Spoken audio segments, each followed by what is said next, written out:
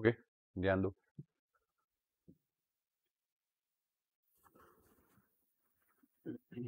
Chapter number 11 जिसका नाम है dual nature of radiation and matter. Okay, तो ये चीज आपने 11 साइंस में चैप्टर नंबर 2 ऑफ केमिस्ट्री में पढ़ी हुई है। देन de Broglie's एक्सप्लेनेशंस वगैरह, हाइजेनबर्ग अनसर्टेनिटी प्रिंसिपल, वो सारी बातें आपने पढ़ी हुई है, वो बाद में करूंगा मैं। बराबर। सो इंट्रोडक्शन से स्टार्ट करते हैं कि the Maxwell equation of electromagnetism and hertz experiment on the generation and detection of electromagnetic waves in 1887 strongly established that wave nature of light।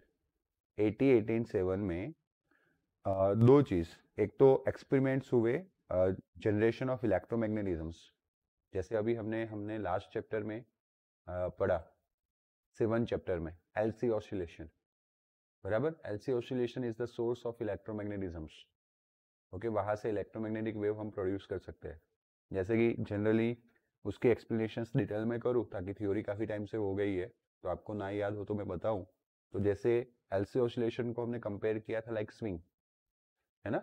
तो स्विंग के पास kinetic energy and potential energy का एक दूसरे के अंदर कन्वर्जेंस होता है। लाइक यहाँ पे एलसी ऑसिलेशन में electrical energy and mechanical energy का, सॉरी, मैग्नेटिक एनर्जी का एक दूसरे के अंदर कन्वर्जेंस होता है।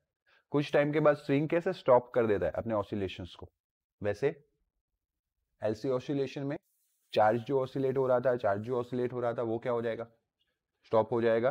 देन तो फिर उसको कंटिन्यू रखने के लिए हमें क्या देना पड़ेगा, सप्लाई देना पड़ेगा। बट हमने जब एलसी ऑसिलेटर्स पढ़ा था तो हमने सिर्फ उसके अंदर inductor and capacitor he join किया था। अब मान लो कि उसको हम सप्लाई देते हैं, ऑसिलेशंस चालू रखवाते हैं, तो फिर वो एनर्जी जाता कहाँ है, तो due to the LC oscillation फिर वो एनर्जी इलेक्ट्रोमैग्नेटिक रेडिएशन में कन्वर्ट होता है। देन तो इलेक्ट्रोमैग्नेटिक रेडिएशन का सोर्स एलसी ऑसिलेशन है। ऐसा एक्सपेरिमेंट भी उन लोगों ने, हर्ट्ज ने स्टार्ट किया था, है ना। तो एक्सपेरिमेंट किसने स्टार्ट किया था, हर्ट्ज ने। किसने स्टार्ट किया था, हर्ट्ज ने। And second thing, detection of electromagnetic waves भी हुआ। तो 1887 में स्ट्रांगली इसके पीछे कौन थे, एक हर्ट्ज था और दूसरा कौन था, मैक्सवेल। मैक्सवेल ने इक्वेशंस बनाए, थ्योरेटिकली रिप्रेजेंटेशन किया, हर्ट्ज ने एक्सपेरिमेंटली रिप्रेजेंटेशन किया, और वहां से फैक्ट हुआ कि इलेक्ट्रोमैग्नेटिक वेव्स जो है उनका ड्यूअल नेचर है। Towards the same period, at the end of the 19th century, experimental investigation on conduction of electricity, that is electric discharge, through the gas at a low pressure in a discharge tube led a many historical discoveries। अपने structure of atom यहाँ से start किया था, structure of atom chemistry standard 11 chapter 2। Okay, कि atom का structure जो है वो कहाँ से पता चलने लगा, तो उस वक्त 19th सेंचुरी के एंड में इलेक्ट्रिक डिस्चार्ज एक्सपेरिमेंट किए जाते थे, जिसमें एक कैथोड रे ट्यूब लिया जाता था, उसके अंदर गैस होता था, हाई पोटेंशियल लगाया जाता था और फिर इलेक्ट्रिक चार्ज का डिस्चार्ज करवाया जाता था गैस के अंदर से। ओके, तो उसके थ्रू जो रिजल्ट्स हमें मिले उसकी वजह से हमारे साइंस में काफी सारा चेंज हो गया। The discovery of X ray by Roentgen, Roentgen ने 1895 में कौन से रेस का डिस्कवरी किया, X ray. And electron by J Thomson in 1897, क्योंकि 1803 में डाल्टन आए थे। Dalton told us that atom is indivisible. फिर थॉमसन आए 1897 में, उन्होंने बताया कि भाई atom is divisible, electron is the particle of atom. Okay, electron उसका एक बेसिक पार्टिकल है। फिर प्रोटॉन आया, फिर चैडविक आए, न्यूट्रॉन ढूंढे, ऐसे काफी सारे एक्सपेरिमेंट होते रहे। Were important milestone in the understanding which one, atomic structure. Thomson ने सबसे पहले एटॉमिक स्ट्रक्चर डिफाइन करने का स्टार्ट किया, and then generally goes on, है ना। थॉमसन के बाद आए रदरफोर्ड, रदरफोर्ड के बाद आए बोहर, बोहर के बाद क्वांटम मैकेनिक्स आ गया, है ना। और फिर जाके एटॉमिक स्ट्रक्चर इलेक्ट्रॉनिक कॉन्फ़िगरेशंस के साथ फिक्स हुआ। It was found at sufficiently low pressure, that is about only 0.001 mm of mercury column, a discharge took place between the electrodes on applying the electric field to the gas in a discharge tube, है ना। Discharge tube के अंदर मतलब वो cathode ray tube, एक evacuated tube होता है, उसके अंदर आप गैस फिल कर दो, फिर उसके दो एंड पे हाई इलेक्ट्रिक पोटेंशियल अप्लाई कर दो। ओके, फिर उससे होता क्या है, when you apply high electric potential and उसके अंदर कितना प्रेशर रखते हो, सिर्फ 0.001 mm ऑफ मर्क्यूरी, देन वहां से डिस्चार्ज होता है। चार्ज का क्या होता है, डिस्चार्ज। ऐसा एक्सपेरिमेंट के थ्रू कंक्लूड किया गया। A fluorescent glow appeared on the glass opposite to the cathode. Cathode का जो ऑपोजिट एंड है वहां पे जो ग्लास था, ओके, वहां पे फ्लोरोसेंट ग्लो, तो उसके ऊपर ये देखो चार्ज जो होता है ना वो तो काफी माइक्रो था उस वक्त, डिटेक्शन कैसा करे, माइक्रोस्कोप तो था नहीं इतना पावरफुल, तो फिर वो क्या करते थे कि वो जो सरफेस पे चार्ज का डिटेक्शन करना है वहां पे फ्लोरोसेंट मटेरियल लगा देते थे। तो जब चार्ज उस फ्लोरोसेंट मटेरियल को टच करता था तो एक ब्राइट स्पॉट क्रिएट करता था। तो वैसा ही फ्लोरोसेंट ग्लो दिखने मिला opposite to the cathode. So the color of glow of the glass depend on the type of the glass and it is being yellow green for a soda glass. Okay, जिस type का glass बनाया गया है cathode ray tube का उस type के glass पे वो कलर डिपेंड्स रहता था। जैसे सोडा ग्लास अगर बनाया गया हो, सोडा मतलब कि NaOH, सोडा एस बोलते हैं उसको, सोडियम हाइड्रोक्साइड, जिसमें इंसर्ट सोडियम यूज किया हो, वो ग्लास बनाया हो तो कौन सा कलर का दिखने मिलता था, येलोइश ग्रीन कलर का स्पॉट्स दिखने मिलता था। मतलब कि सेम एक्सपेरिमेंट के लिए कलर चेंज हो सकता था if you are going to change the material of glass.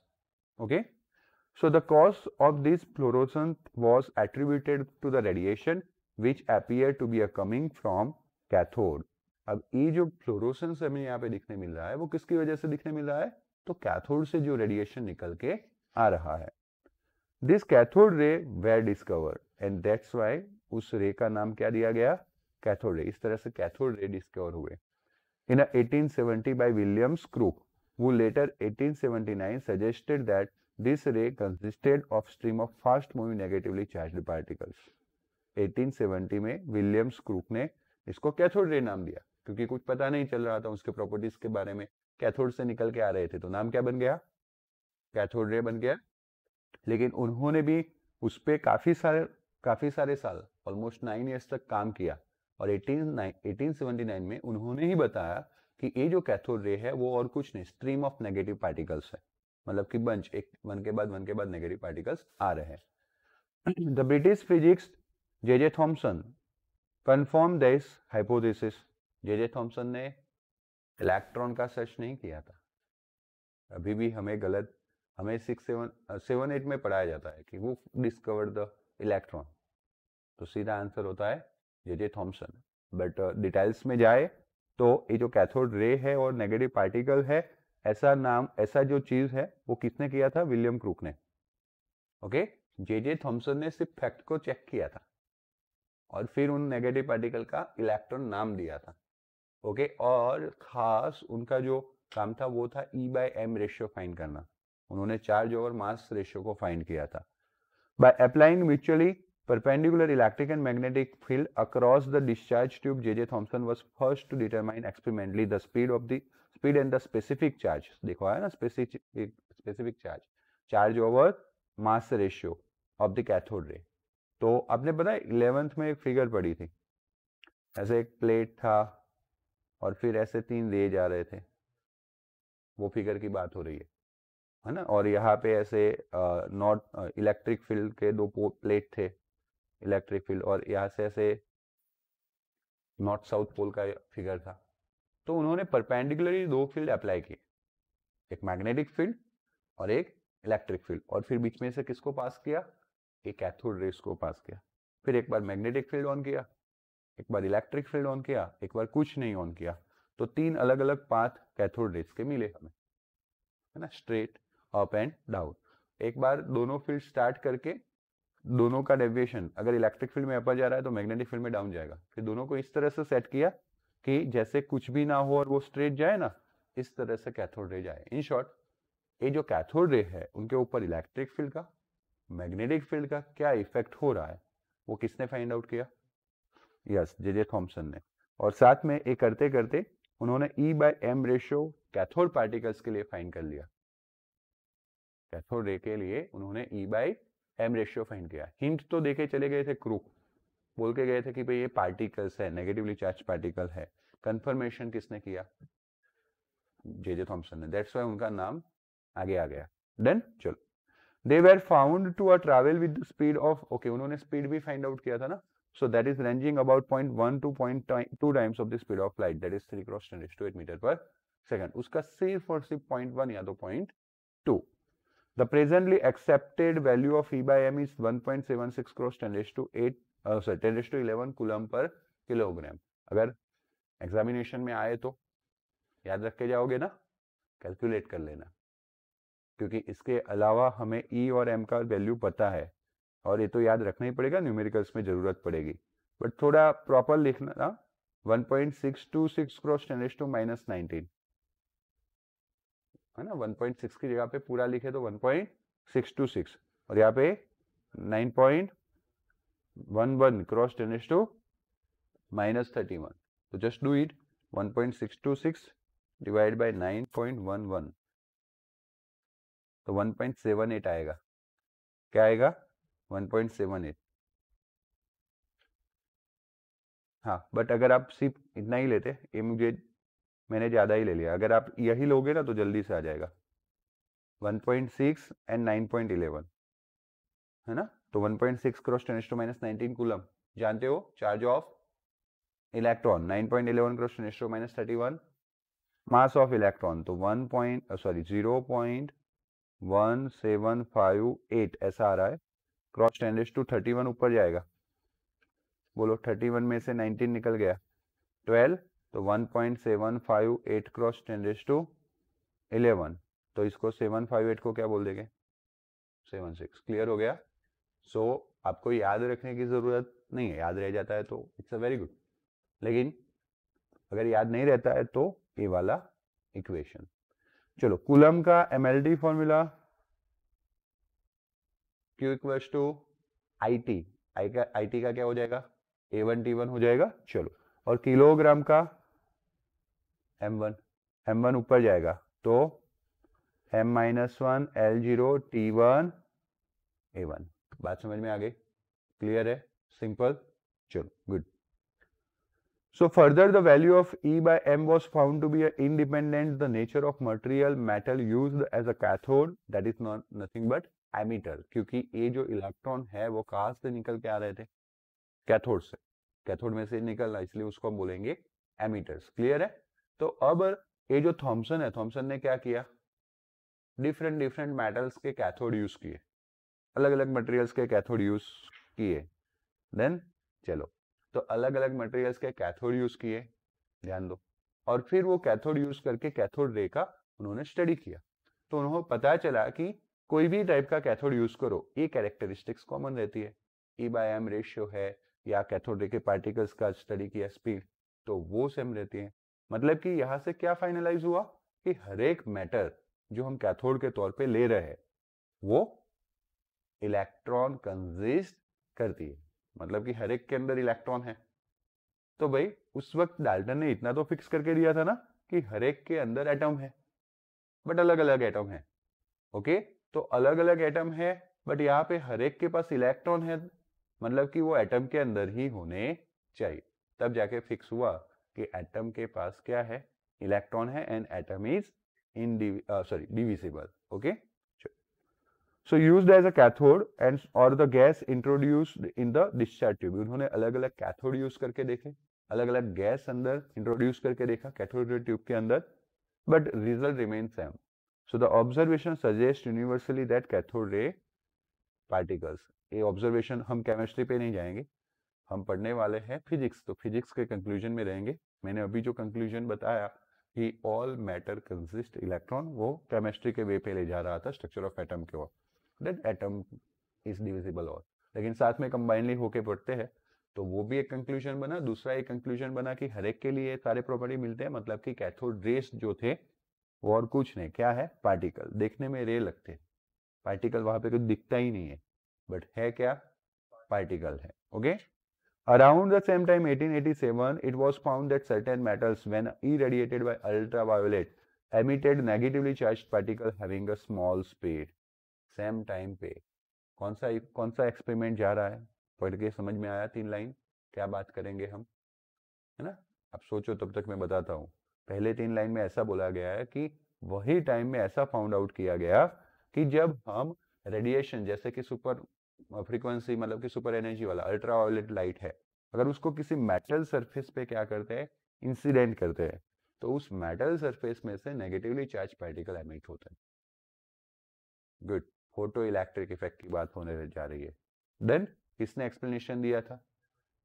Very good, Albert Einstein, है ना, standard 11 chapter number 2 structure of, मैंने पढ़ाते वक्त भी बोला था, ध्यान रखिएगा 11th में 2-3 चैप्टर इसके ऊपर पढ़ाने हैं। अभी ये तो चालू हुआ है, आगे जाके दूसरे एक चैप्टर में बोहर्स रदरफोर्ड आएगा, बराबर, तो इसी के बेसिस पे पढ़ने हैं। बट नहीं याद है तो भी कोई टेंशन नहीं है, अभी याद कर लेना, नहीं तो आगे जाके 11-12 कहीं ना कहीं कॉलेज के बेसिस में रहेगा, तो फिर वहां पे दिक्कत ना हो। So also the certain metal heated with the high temperature, they were found to emit negatively charged particle. किसी को अगर आप रेडिएशन देते हो तब वो अपने अंदर से चार्ज पार्टिकल को रिमूव करता है, या किसी को हीटअप कर लेते हो तब भी वो अपने अंदर से चार्ज पार्टिकल को रिमूव करता है।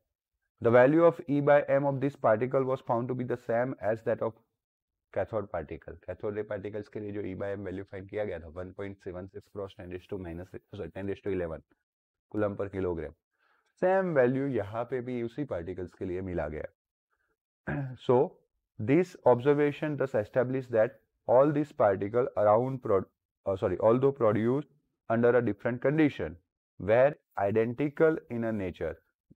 J.J. Thomson in 1897 named this particle electron. इसीलिए हम बोलते हैं डिस्कवरर किसने किया?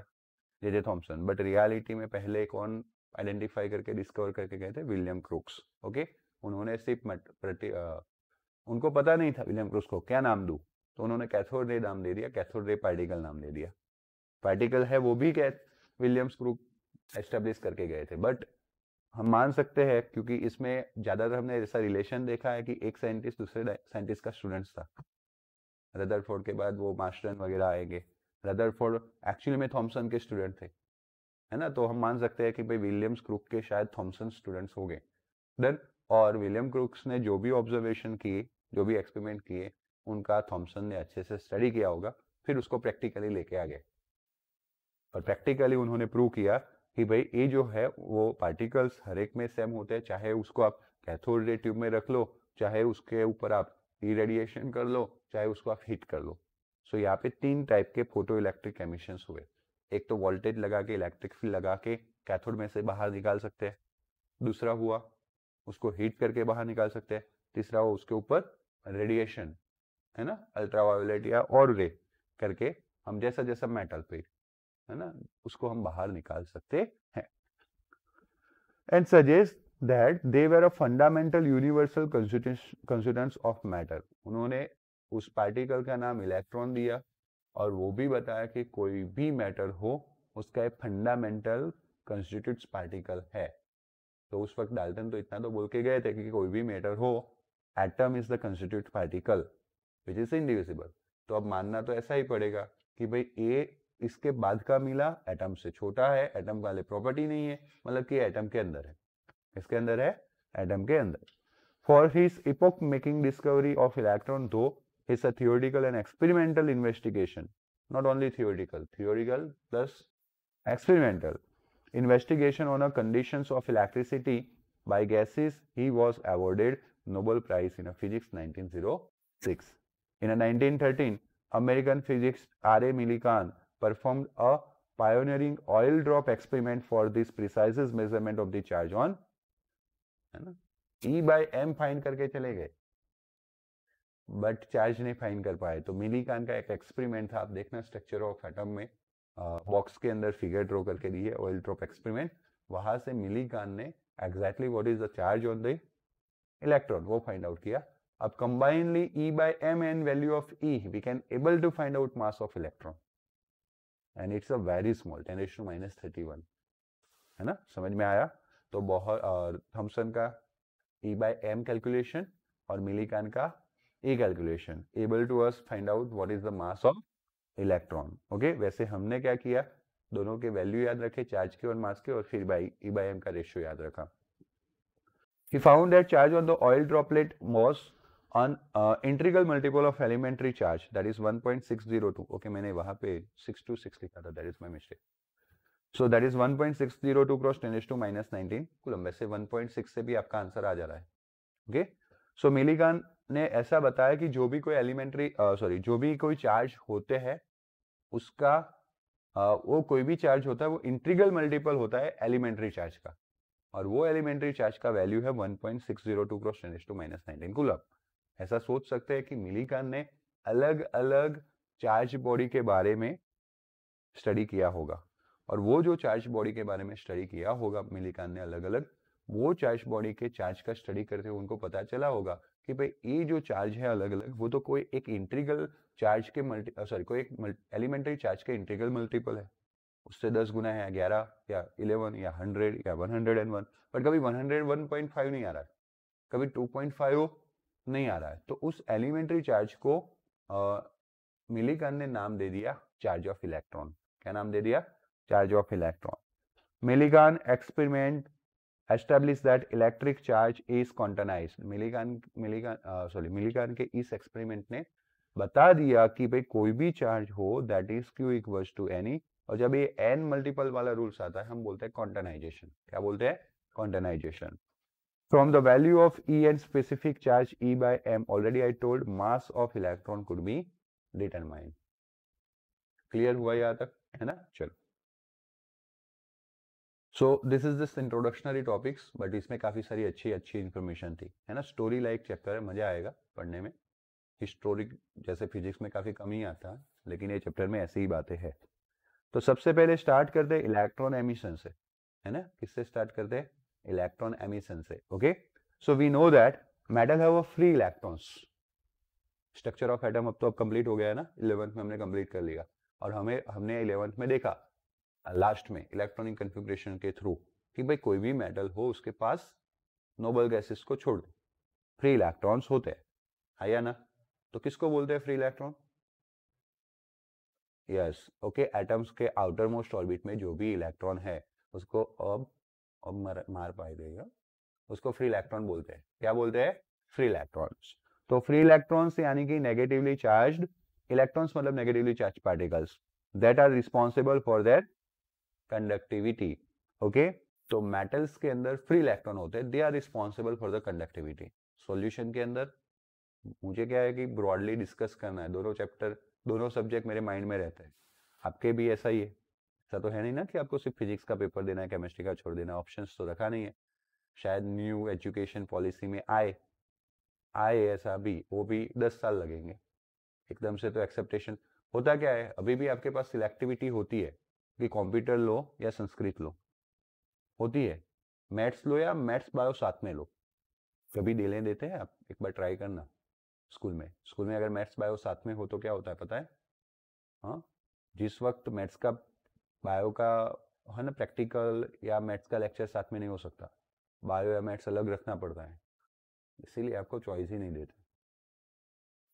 ओके, संस्कृत और कंप्यूटर, संस्कृत के फैकल्टी ही नहीं रखे हैं 11th-12th साइंस में, तो फिर आपको क्या बोलेंगे? कंप्यूटर लो, बाकी आपको खुद करना पड़ेगा। So this is the thing, choice तो आपके पास है ही ना। हम्म हम्म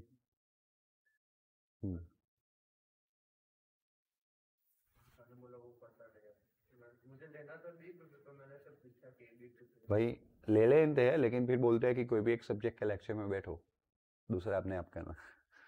जिस दिन जिसमें बैठे हैं बैठ जाओ, हो सकता है तो ले सकते हो, बहुत मजा आता है, सिर्फ मेहनत बढ़ती है, उससे कोई फर्क नहीं पड़ता, बट मेहनत 2 गुना करने के प्रति है।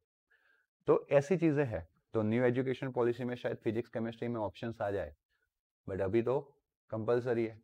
तो इसलिए मैंने पूछ लिया, मैं यहाँ पे था कि भाई मेटल में इलेक्ट्रॉन की वजह से कंडक्टिविटी मिलती है, तो सॉल्यूशन में मतलब सॉल्यूशन वही हो गया इलेक्ट्रोलाइट्स। ओके, अब लास्ट में तुमने आंसर दिया वो सही था, आयंस की वजह से कंडक्टिविटी होती है। किसकी वजह से? सेमीकंडक्टर्स में। ये आ गया हुआ सेंटेंस से। ओके, और कोई? तो देखो सुनो, मेटल में फ्री इलेक्ट्रॉन्स की वजह से, सॉल्यूशन के अंदर आयंस की वजह से नहीं, सेमीकंडक्टर्स में partially electron and partially hole. Chapter number 1 of solid chemistry, solid state, वहां पे पढ़े थे व्हाट इज द होल, और थोड़ा डिटेल्स में पढ़ने वाले 14 चैप्टर में, है ना, बहुत दूर नहीं है, अब जल्दी से आ जाएगा, चलो समझ में आ गया यहाँ तक। However, this free electron cannot normally escape out of the metal surface. कोई भी मेटल्स के पास फ्री इलेक्ट्रॉन्स होते हैं, लेकिन वो मेटल सरफेस, मेटल के अंदर ही रहते हैं, मेटल सरफेस से बाहर नहीं निकल जाते। Okay, so if an electron attempts to come out of the metal, metal surface acquire with charge, positive charge, and pulls the electron back to the metal, positive attract the negative. अगर कोई electron metal surface से बाहर निकल भी गया तो वो metal के ऊपर पॉजिटिव चार्ज आ जाएगा। इलेक्ट्रॉन बाहर निकला, थोड़ा सेपरेशन हुआ, electron negative charge, positive negative के बीच में अट्रैक्शन, वो पॉजिटिव इलेक्ट्रॉन को अपने ओर बैक पुल कर लेगा। So the free electron is thus held inside the metal surface by attractive force of ions. Okay, वैसे अगर थोड़ा जनरली बात करें तो जैसे कि कोई भी न्यूक्लियस के अंदर पॉजिटिव चार्ज होता है, फिर इनर ऑर्बिट्स इलेक्ट्रॉन्स होते हैं, और फिर आउटर ऑर्बिट्स इलेक्ट्रॉन होते हैं। तो ये जो आउटर ऑर्बिट इलेक्ट्रॉन्स है वो फ्री इलेक्ट्रॉन्स माने जाते हैं। उसको छोड़ के ये जो बचा उसको कर्नेल बोलते हैं, है ना। जस्ट फॉर एग्जांपल मानो कि 11 प्रोटॉन थे, फिर 281 कॉन्फ़िगरेशन किसका है, सोडियम का, तो 828 इलेक्ट्रॉन और दिस 11 प्रोटॉन कंसिस्ट कर्नेल, वो क्या बनाएंगे, कर्नेल। तो उसके अंदर 11 प्रोटॉन है और 10 इलेक्ट्रॉन है, तो उसका चार्ज क्या रहेगा, 1 प्रोटॉन जितना रहेगा, तो वो पॉजिटिव चार्ज होता है, तो उसको पॉजिटिव आयन भी बोलो या कर्नेल बोलो, और उसके बाहर जो बाकी बचा वो फ्री इलेक्ट्रॉन बोलो। तो due to this attraction of ions या कर्नेल, इलेक्ट्रॉन कभी भी सरफेस को छोड़ सकते नहीं है, वो अट्रैक्ट होके रहते हैं, बाउंड होके रहते हैं, है ना। जैसे कोई भी ऑब्जेक्ट अर्थ के अट्रैक्शन में बाउंड है ना, इसीलिए अर्थ घूमती है अपने ऑर्बिट पे, कोई गिर नहीं जाता, सब सरफेस से स्टिक होके रहते हैं। क्यों, due to the attraction. Satellite उसके अराउंड सर्कुलरली मोशन करता है अर्थ के अराउंड, कभी उसकी ऑर्बिट को छोड़ के नहीं चला जाता। Why, earth's gravitational attraction. Clear है, समझ में आ रहा है ना। लाइकवाइज यहाँ पे इलेक्ट्रॉन सरफेस को छोड़ नहीं जा सकता, क्यों, उसके ऊपर पॉजिटिव आयंस का क्या लग रहा है, attractive force. Consequently, electron can come out of the metal surface only if it has got sufficient energy to overcome attractive pull, है ना। घर में ही पापा ने ऐसी सारी चीजें ला दी है लॉकडाउन के दौरान, क्योंकि पापा को पता था कि ये नबीरा घर में नहीं बैठेगा, इसको घर में अट्रैक्शन देना पड़ेगा। तो टीवीज, मोबाइल्स, नेट, सब, यानी कि बच्चे का बाहर जाना क्या हो गया, बंद। लेकिन बच्चे को कोई बाहर का अट्रैक्शन आ गया जो घर के अट्रैक्शन से कम है, तो बच्चा बाहर जाएगा। कहा जाएगा, बाहर। ऐसा ही भाई इलेक्ट्रॉन के लिए है, चलो ध्यान दो, ऐसा ही कुछ इलेक्ट्रॉन के लिए है। इलेक्ट्रॉन जो है वो न्यूक्लियस से बंधा हुआ है अट्रैक्टिव फोर्स की वजह से, बट अगर कोई बाहर से ज्यादा एनर्जी प्रोवाइड करेगा, एनर्जी है ना, अपने टर्म में एनर्जी मतलब पैसा, तो वो बच्चा मतलब कि वो इलेक्ट्रॉन भाग जाएगा, है ना, वहां से निकल जाएगा। क्लियर है, अट्रैक्टिव पुल्स को छोड़ के चला जाएगा। तो a certain minimum amount of energy is required to be even to one electron to pull it out from the surface of the metal. चलो एक स्टोरी सुनाता हूँ, है ना। मान लो कि ये आपका सोसाइटी है और आजू बाजू में वॉल है, सिर्फ एक ही रास्ता है, देन और यहाँ पे एक शॉप है कोल्ड ड्रिंक्स की, है ना। कोल्ड ड्रिंक्स की होती है, we are in a Gujarat state, है ना। तो ये कोल्ड ड्रिंक्स की ही शॉप है, बराबर, और वो पड़ीके वगैरह मिलते हैं, पैकेजिंग। तो भाई ये आपका घर है, समझना, हाँ, और ये आप हो, देन हर रोज यहाँ पे जाते थे, घर से बड़े हो आप, चलो, तो आप यहाँ पे जाते थे, यहाँ पे वो हिटलर अंकल थे दुकान वाले, उनसे कुछ ना कुछ खाते रहते थे। तो भाई 10-15 दिनों के लिए अंकल ने बोला कि चलो भाई इसके पापा तो अच्छे हैं, पैसे फंसने वाले नहीं है, बच्चे के पास नहीं है, दिए दे जाओ।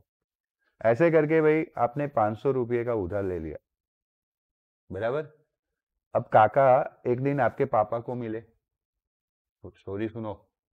काका एक दिन आपके अंकल जो है वो अपने आपके पेरेंट्स को मिले, है ना। मम्मी तो घर पे ही हाउस वाइफ है, मम्मी के पास कोई सोर्स ऑफ इनकम नहीं है, ओके, दैट्स वाई वो भी इस अट्रैक्शन स्फीयर में जुड़े हुए हैं। Without energy she can't go anywhere, है ना, वो बाहर निकल सकते नहीं है। बट मम्मी की हालत उन पे छोड़ देते, अपनी सोचते हैं। अब अपने ने क्या कर लिया भाई, 500 रुपये का उधारी कर लिया। पापा को अंकल मिले, पापा ने बोला कि मैं तो देने वाला नहीं हूं, वो दे तो सही है। लॉकडाउन का टाइम चल रहा था, पापा का एक ही नीड था कि बच्चा गेट से बाहर नहीं जाना चाहिए, और इनकी दुकान 24 आवर्स खुली रहती थी, और वो देख के बैठे थे कि अगर वो जाए तो मैं उसको झड़प लूं। ओके, क्योंकि पापा ने पूरी छूट दे के रखी थी, उसको मारना, जो करना वो करना, वो उसने पैसे खर्च किए, वो देगा। अब आपके पास इतने दिनों में कोई आमदनी नहीं हुई थी, आपका सोर्स ऑफ इनकम बंद था। कहाँ से आते सोर्स ऑफ इनकम? हाँ, बट लॉकडाउन था ना, रिलेटिव्स आते तो सोर्स ऑफ इनकम मिलता, लेकिन रिलेटिव्स तो आए नहीं, है ना, 3-4 महीने हो गए। अब ये इलेक्ट्रॉन यहाँ पे फंसा हुआ है। ओके, क्योंकि उसके पास कोई मिनिमम एनर्जी नहीं है, तो every electron like that nucleus में फंसा होता है अट्रैक्शन की वजह से, उसके पास कोई मिनिमम एनर्जी नहीं होती। और आपके पॉकेट मनी के टर्म्स में देखें तो अभी आपके पॉकेट मनी में कितने रुपीस है? बोलो फटाफट से। नहीं, मेरे अकॉर्डिंगली 0 नहीं होगा। नहीं, देखो अच्छे से सोच के बोलो, जो कंडीशन मैंने बोला इस तरह से। आपको किसी को 500 रुपीज देने हैं, तो what is money, sorry, what is the value of money in your pocket? -500। Logically सोचो, पढ़ने के साथ रिलेशन है, क्या होगा? -500, दैट -500 इज नेगेटिव एनर्जी। तो यहाँ पे इलेक्ट्रॉन का ऐसा ही कुछ पिक्चर है, जब वो न्यूक्लियस के साथ बाउंड हो गया है तो उसकी एनर्जी नेगेटिव होती है। Is this negative energy represent bound energy, बंधा हुआ। ओके, अगर कोई उसको बाहर से उतनी एनर्जी दे दे तो वो क्या हो जाएगा? मानो कि आपके मैटरनल अंकल आ गए, पापा ने वैसे घर में स्ट्रिक्ट वार्निंग दी हुई है, किसी भी रिलेटिव को आते वक्त बोर्ड ही लगा दिया है कि इस बच्चे का पैसा देने के बाद हमारा रिस्पॉन्सिबिलिटी नहीं है, तो आप पैसे मत देना, नहीं तो हमारे आपके रिश्ते टूट जाएंगे, है ना। हाँ, ऐसा ही बोर्ड लगा दिया है। बट फिर भी चलो भाई, मैटरनल अंकल को थोड़ा आप पे तरस आ गया, 5 महीने से आपने पिज्जा नहीं खाए है, मंचूरियन नहीं खाया है, तो फिर उन्होंने 500 की नोट चिपका दी, आपको दे दी। तो अब आपकी मनी कितनी हो गई? 0 हुई। मतलब you just go outside the society, uncle को कॉलर उठा के बोल सकते, बोलो आपको 500 रुपया है, और फिर मुंह लटका के कुछ नहीं, है ना। चलो, फिर वापस आना था, अंकल को बहाने बोले, अंकल को नहीं सर, अंकल को बहाने बताए, अंकल वो तो मैं पापा के पॉकेट से लेके आया था, पापा को पता चल जाएगा, मारेंगे। दिए तो रिलेटिव ने, तो अंकल ने बोला लो वापस ले जाओ, अंदर घुसे नेगेटिव एनर्जी, वो 500 रुपये गिर गए आपके कहीं से। चलो कोई बात नहीं, वापस अंदर आ गए स्टोरी में, घर में आ गए नेगेटिव एनर्जी के साथ। तो इलेक्ट्रॉन का ऐसा ही होता है, जब वो न्यूक्लियस के साथ बाउंड होता है, नेगेटिव एनर्जी। केमिस्ट्री में जब हम इस इलेक्ट्रॉन को एनर्जी देते हैं और न्यूक्लियस से फ्री करवाते हैं, तो हम उसको बोलते हैं ionisation enthalpy. In terms of chemistry याद करो, जब हम न्यूक्लियस के साथ बाउंड हुए इलेक्ट्रॉन को कुछ एनर्जी देते हैं मिनिमम, वहां से इलेक्ट्रॉन निकल जाता है न्यूक्लियस के अंदर से, तो उसको हम कौन सा एंथैल्पी बोलते हैं, है ना। To remove one electron from one mole gases atom, minimum energy required is known as ionisation enthalpy. चलो कोई बात नहीं, स्टोरी को आगे बढ़ाएंगे, अभी के लिए पढ़ने में आ जाते हैं। A certain minimum amount of energy is required to be give electron pull it from surface of the metal, and this minimum energy required for an electron to escape the metal surface is called work function in terms of physics, but in terms of chemistry it is known as ionization enthalpy, है ना। Link कर लेते हैं ताकि दिमाग में कचरा ना हो, है ना, चलता रहे। केमिस्ट्री के कॉन्सेप्ट के तौर पे उसको बोलते हैं ionisation enthalpy, in terms of physics क्या बोलते हैं? वर्क फंक्शन बोलते हैं। It is generally denoted by 50 and measured in an electron volt. वैसे unit of energy is joule, but the smaller unit of energy for subatomic particles like electron, proton, photon, photon पता है ना? Photon, PHOTON, photon, particles of radiation. Okay? तो इस सब में कौन सा एनर्जी आता है भाई? Electron volt. 1 electron volt is the energy gained by the electron when it has accelerated by the potential difference 1 volt, and so 1 electron volt equals to 1.602 cross 10 raised to minus 19 joule. Okay, अब समझते जाना. क्या पढ़ा था हमने? V equals to Q by W पढ़ा था, पक्कू? हाँ, V equals to W by Q, तो W इक्वल्स टू QV. तो वर्क डन का जो यूनिट होता है वो जूल होता है. ओके, एनर्जी का यूनिट क्या होता है? जूल. वही एनर्जी का यूनिट हमें इलेक्ट्रॉन वोल्ट लेना है. तो इलेक्ट्रॉन वोल्ट एनर्जी कैसे बोल सकते हैं? जब Q का जो वैल्यू है वो इलेक्ट्रॉन प्राइमरी चार्ज E जितना हो, 1.6 क्रॉस 10 टू माइनस 19 कूलम, और वोल्ट हमने 1 वोल्ट दिया हो, तो वो अल्टीमेटली क्या बन जाएगा? इलेक्ट्रॉन वोल्ट बन जाएगा. तो वही उसी पे से डेफिनेशन आया, W इक्वल्स टू QV पे से ही डेफिनेशन आया. देखो, 1 electron volt is energy gained by an electron when it is accelerated by potential difference of which volt, है ना? तो देखो एक्चुअली में यहाँ पे QV, तो Q का वैल्यू रखा E और A जो है ना 1 वोल्ट रखा, तो 1 इंटू समथिंग यानी 1 और E into V electron volt. समझ में आया? सो इन शॉर्ट 1 इलेक्ट्रॉन वोल्ट, अगर मैं इलेक्ट्रॉन के चार्ज का वैल्यू रख लूँ तो 1.602 क्रॉस 10 टू माइनस 19 हो जाएगा, that much joule. The unit of energy is commonly used in atomic and nuclear physics. ये जो इलेक्ट्रॉन वोल्ट है वो बहुत ही छोटा यूनिट है एनर्जी का, जो जनरली सब एटॉमिक पार्टिकल्स न्यूक्लियर फिजिक्स में, एटॉमिक फिजिक्स में यूज होता है. The work function phi0 depends on the properties of the metal and nature of the surface. जो वर्क फंक्शन है वो किस पे डिपेंड्स है? बोलो फटाफट से. Property of metal and nature of surface, है ना? जैसे हमारा वर्क फंक्शन मैंने यहाँ पे बताया था -500, है ना? तो वो तो पर्टिकुलर सबका तो ये हो नहीं सकता. भाई किसी ने अंकल को बहुत चूना लगाया, 1000 रुपये का हो गया. ओके, चलो, हाँ समझ रहा हूँ, अभी बूढ़ा नहीं हुआ हूँ. चलो, तो जैसे जैसे इलेक्ट्रॉन चेंज होता है, या सोसाइटी चेंज होती है, या शॉपकीपर का दुकान चेंज होता है, वैसे वैसे वो जो -500 -1000 पैसे भी चेंज होते जाएंगे, बच्चे के चेंज हो जाएंगे तो भी चेंज होते जाएंगे. लाइकवाइज यहाँ पे वर्क फंक्शन जो है वो भी मेटल के अकॉर्डिंगली क्या होता जाएगा? चेंज होता जाएगा, उस सरफेस के अकॉर्डिंगली चेंज होता जाएगा. The value of work function for some metals are given in table, मैं आपको लास्ट में बताऊंगा. This values are approximately as they are very sensitive to the surface impurities. This values depends on the surface. इसमें किसको क्या mind में आया था? किसको ऐसा लगा था रफ सरफेस, प्लेन सरफेस? ऐसा नहीं होता है. ओके, देखो मेटल चेंज होता है तो पूरा मतलब कि उसका जो कंपोजिशन है वो भी चेंज होगा, बट सरफेस यानी कि भाई वो सरफेस इंप्योरिटी कितनी कंसिस्ट करती है, इंप्योरिटी में थोड़ा सा भी वेरिएशन होगा तो वैल्यू में भी क्या होगा? वेरिएशन. ओके, चलो. सो note from the table that work function of platinum is the highest, that is 5.65 electron volt, and lowest for cesium, that is 2.14 watt electron volt. यहाँ पे आपको दिया गया है ना, इंक्रीजिंग ऑर्डर में ही दिया गया है.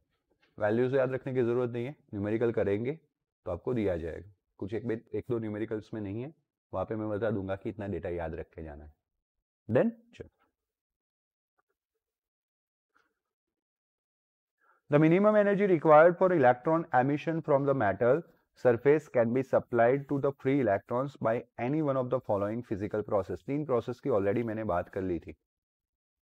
ओके, जैसे एनर्जी देना है इलेक्ट्रॉन को बाहर निकालने के लिए, तो ये 3 में से कोई भी एक प्रोसेस हम यूज कर सकते हैं, जिसमें पहला है थर्मोनिक एमिशंस, मतलब by suitably heating. Okay, sufficient thermal energy can be imparted to the free electrons to enable them come out from the metal. अगर हम इसको हीट करेंगे मेटल को, तो उसका जो फ्री इलेक्ट्रॉन है उसको एनर्जी मिलेगा, वो एनर्जी गेन करेगा, उसकी थर्मल एनर्जी होती है. वो टेम्परेचर बढ़ाते हैं तो उसकी काइनेटिक एनर्जी बढ़ जाती है, रैंडम मोशन बढ़ जाती है. एट द वन टाइम उतना एनर्जी बढ़ जाएगा कि वो जो अट्रैक्शन वाला एनर्जी है उसको छोड़ के बाहर निकल जाएगा सरफेस से.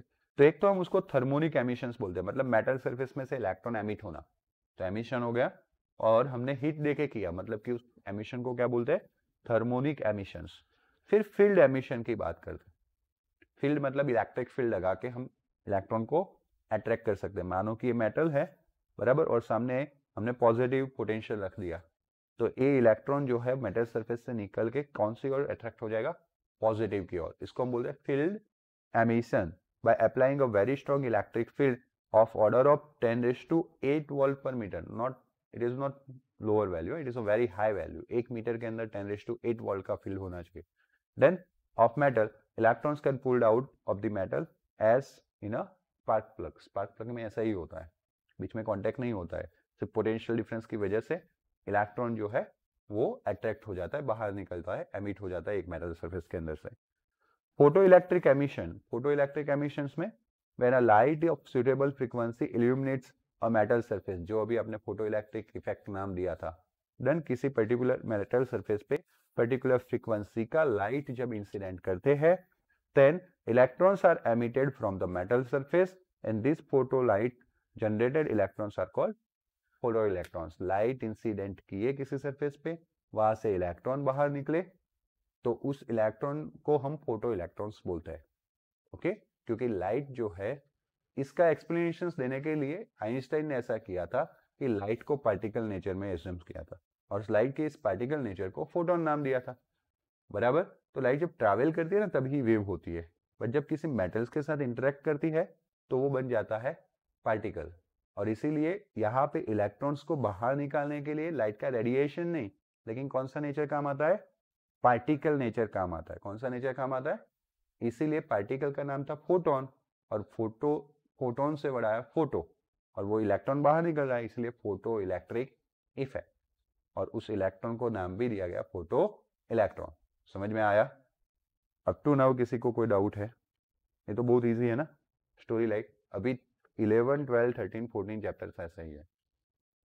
ओके, सिर्फ पढ़ते जाओ मस्ती से, मार्क स्कोरिंग चैप्टर है, छोड़ना नहीं है, बट इतना भी इजी नहीं है कि आप एक बार पढ़ोगे और आपको मतलब पूरा ऐसे आ जाएगा। आपको वैसे प्रैक्टिस तो इन बिटवीन करनी ही पड़ेगी, लेकिन कंपेरेटिवली इजी है। देन फिर 9, 10th में उतना ही मेहनत ज्यादा करना पड़ेगा, है ना। यहाँ तक रखते हैं आज, क्योंकि नेक्स्ट में मैं photo electric effect hertz observation से स्टार्ट करेंगे। फिर हॉलिज एंड लेनार्ड, थोड़े थोड़े साइंटिस्ट के नाम डिटेल्स में ऐड हो गए जो हमने 11th में ना किए हो। देन बाकी कॉन्सेप्ट रिमेन सेम, और फिर experimental study of photo electric effect. Then और इस तरह से हम धीरे धीरे करके आगे बढ़ेंगे। एक फोटो इलेक्ट्रिक इफेक्ट वाला ही टॉपिक बहुत बड़ा है, ये सब फोटो इलेक्ट्रिक इफेक्ट है। देन ओके, तो जैसे जैसे आएंगे तब बात करते जाएंगे, बट आज मैंने इंट्रोडक्शनरी और ए वर्क फंक्शन वाला टॉपिक कंप्लीट किया। ओके, तो सी यू इन नेक्स्ट लेक्चर, तब तक सबको गुड बाय।